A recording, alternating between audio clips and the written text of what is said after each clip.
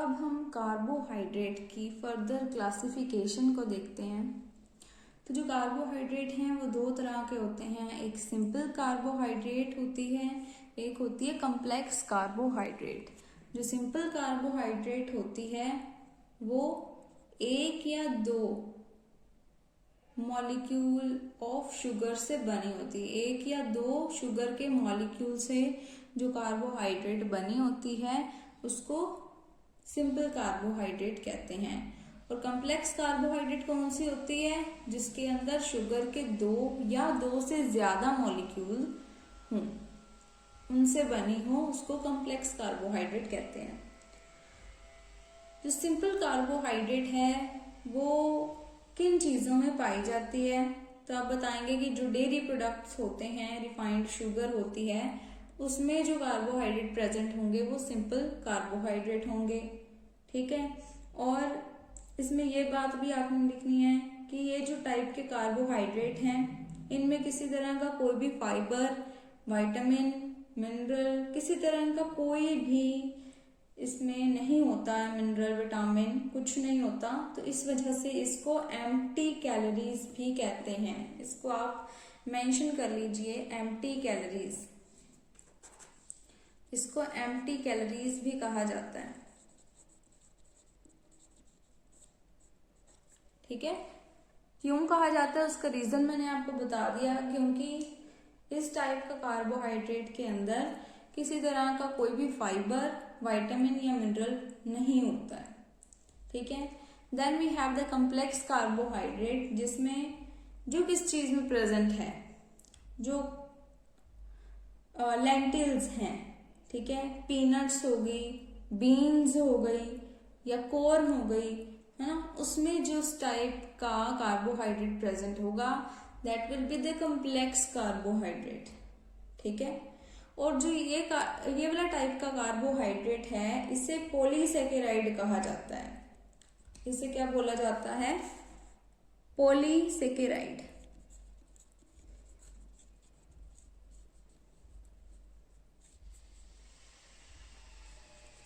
इसे पॉलीसेकेराइड क्यों कहा जाता है उसका रीजन भी पता लगा देते हैं।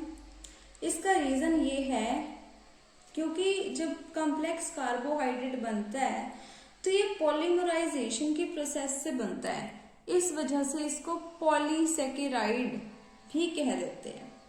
ठीक है। तो अब हम फर्दर क्लासिफिकेशन देखते हैं सिंपल कार्बोहाइड्रेट की।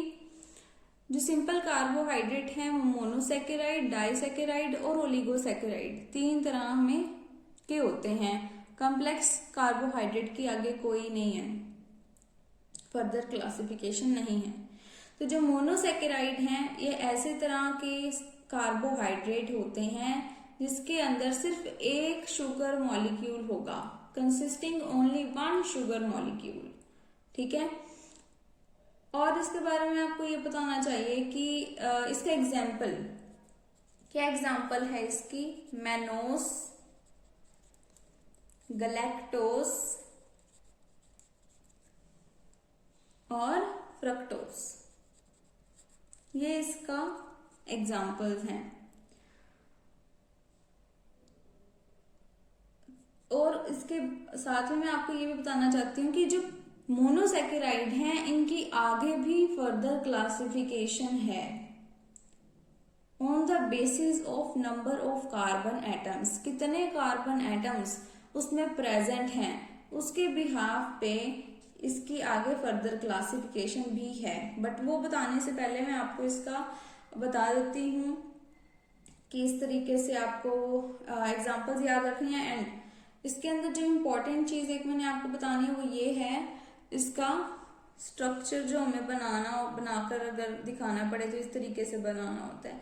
मैं गैलेक्टोस का स्ट्रक्चर बना के दिखा रही हूँ। तो गैलेक्टोस में सबसे पहले आपने 6 कार्बन बनाने हैं, 1 2 3 4 5 6। ये देखो मैंने 6 कार्बन बना लिए। उसके बाद जब आप गैलेक्टोस का बनाओगे स्ट्रक्चर तो ये आप कह सकते हो इसमें सबसे पहले कौन सा ग्रुप है, देखो कौन सा ग्रुप है, ये चल गया ना पता। ओके, ये फर्स्ट कार्बन है, नंबर भी लगा लेते हैं हम 6 तक। ठीक है, जो सेकेंड कार्बन है उसमें हमने अभी पिछली वीडियो में भी मैंने बताया था, ये ऑलमोस्ट आप कह सकते हो ग्लूकोज जैसी ही स्ट्रक्चर है, वैसा ही बना लेना है आपने। ठीक है, जो इसमें ये चेंज है ग्लूकोज की अंदर, जो ग्लूकोज और लैक्टोज के स्ट्रक्चर में क्या डिफरेंस है, सिर्फ यही डिफरेंस है। उसमें हम ऐसे करते थे ना, ये वाली साइड पे थर्ड वाली में ये रिवर्स हो जाता था, बट इसमें फोर्थ में भी यही चीज अप्लाई होगी।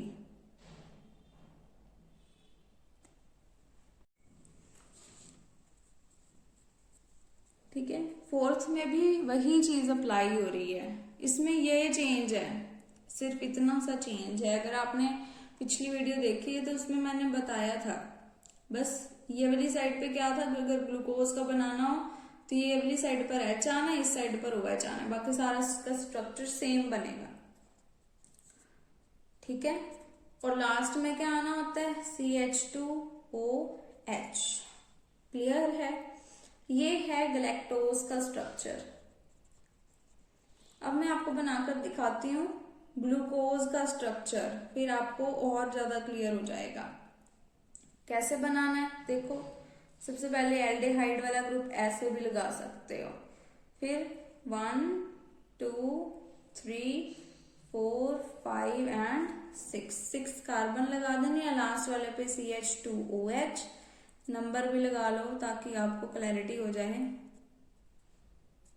एंड इस पे क्या आएगा, यहाँ OH, यहाँ H, यहाँ OH, यहाँ H, यहाँ H, यहाँ OH, यहाँ H और यहाँ OH। अब इन दोनों स्ट्रक्चर्स को आप कंपेयर करो, आपको समझ में आ जाएगा। मैंने साथ साथ में बना दिए हैं ताकि आपको अच्छे से क्लियर हो जाए। ठीक है, अब मैं आपको मोनोसैकेराइड की फर्दर क्लासिफिकेशन बता देती हूँ, which was based on number of carbon atoms. ठीक है, मैं सीधा ही लिख रही हूँ। सबसे पहले है ट्राइऑसिस। ये कैसे होते हैं, इसके अंदर 3 कार्बन प्रेजेंट होते हैं पर मॉलिक्यूल, 3 कार्बन पर मॉलिक्यूल इसमें प्रेजेंट है।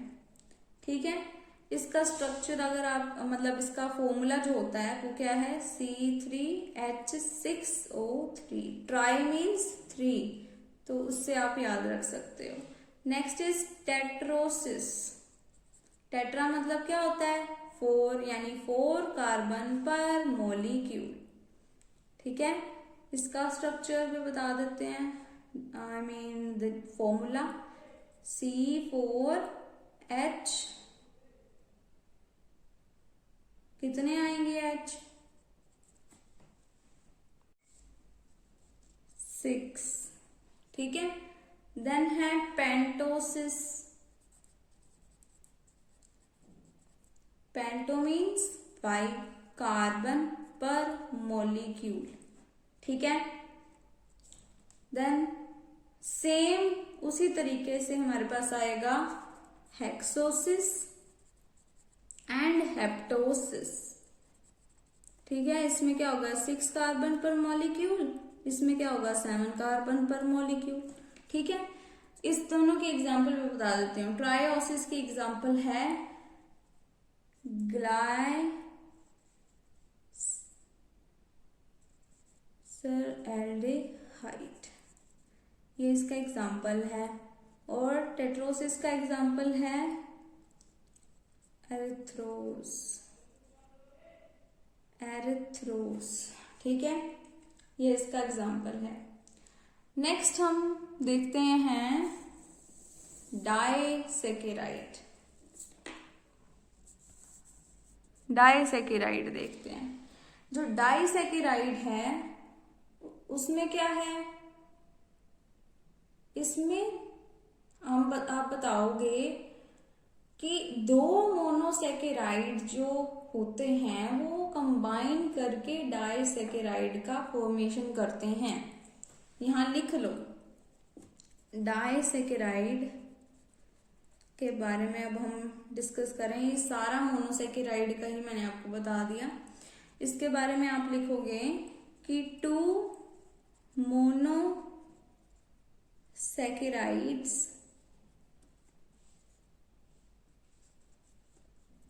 combine to form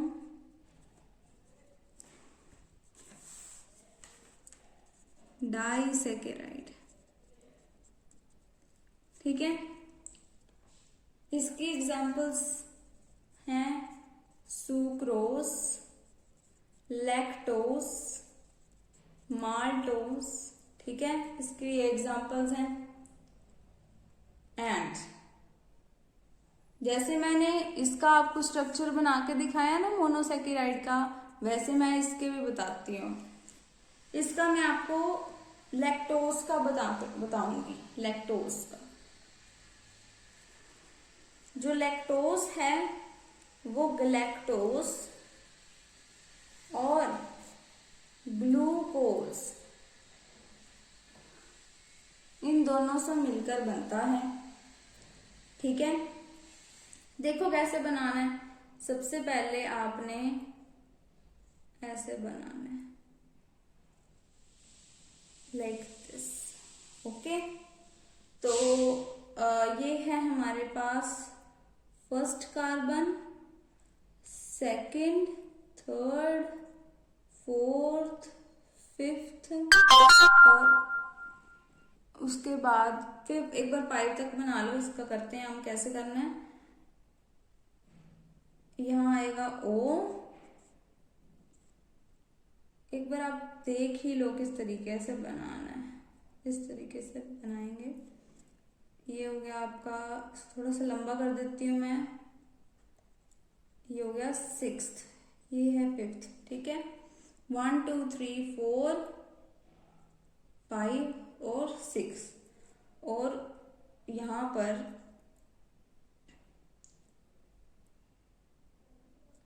इसको आपने ज्वाइन करना है विद द ग्लूकोज। तो ग्लूकोज का बना देते हैं अब।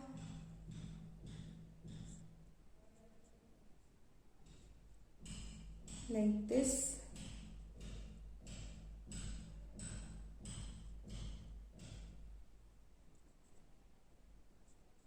ये 4th, 3rd, 2nd, 1st, यहाँ बीटा है।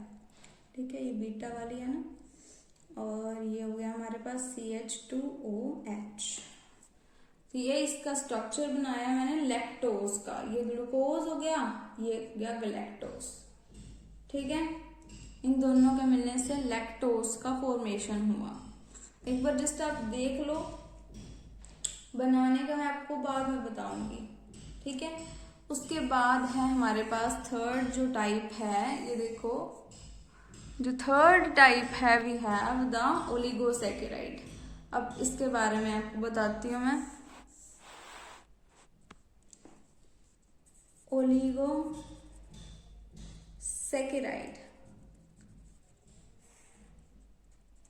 जो ओलिगोसेकेराइड हैं, these are that carbohydrate which have 2 to 9 monomers. Carbohydrates consisting 2 to 9 monomers are known as oligo। Next oligosaccharide के बारे में एक पॉइंट है, बहुत इंपॉर्टेंट है। बाय कन्वेंशन ट्रायोसिस, पेंटोसिस एंड हेक्सोसिस, ये सारे जो हैं वो ओलिगोसेकेराइड हैं। ये इंपॉर्टेंट पॉइंट है बहुत ज्यादा, तो इसे याद रखेंगे सभी।